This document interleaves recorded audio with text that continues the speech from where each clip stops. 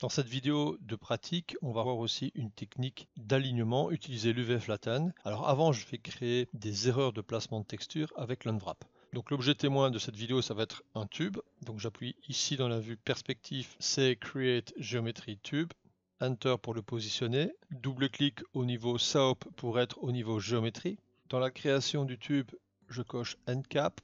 Je vais mettre un référent de texture, tab UV Quick Shade, j'affiche, voici le référent de texture, et là je vais créer un problème exprès avec un UV Unwarp, QV Unwarp, j'affiche, je laisse le nœud de sortie UV Unwarp actif, je clique sur le tube et je vais modifier par exemple le nombre de divisions. Et on remarque qu'en modifiant le nombre de divisions, la projection cubique de l'Unwarp qui est en 6 pn ne peut pas englober certaines faces et donc on a des découpes. Voilà exactement ce que je voulais, c'était une découpe peu heureuse et anarchique.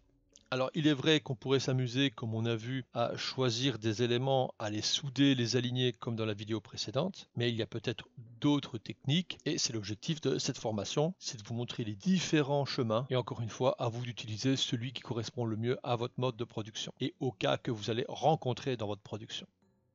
Je vais basculer en mode sélection primitive. Je vais sélectionner toutes les primitives qui me créent un souci en faisant une sélection englobante et en appuyant sur Shift pour cumuler d'autres primitives. Les primitives maintenant sont sélectionnées. Dans le shelf, je suis en mode texture et je vais cliquer sur l'icône UV Flatten.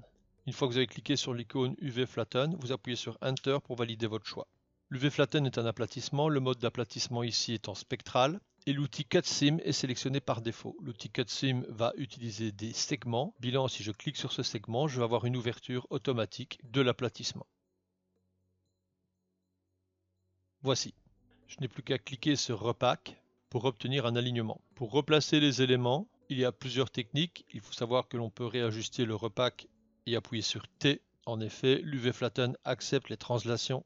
Ou bien on met un UV Edit. Dans ce cas-là, on repasse en mode sélection.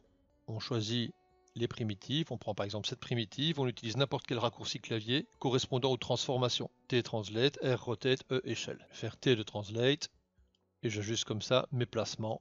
Bilan, dans ce cas, si on observe ma vue schématique, nous avons la création d'un objet, nous avons la visualisation d'une texture. L'Unwarp servait simplement à créer un problème. Ce qui nous intéresse forcément, c'est les solutions. On a sélectionné les primitives incriminées pour le problème. On a mis un UV Flatten et on a réorganisé avec l'UV Edit.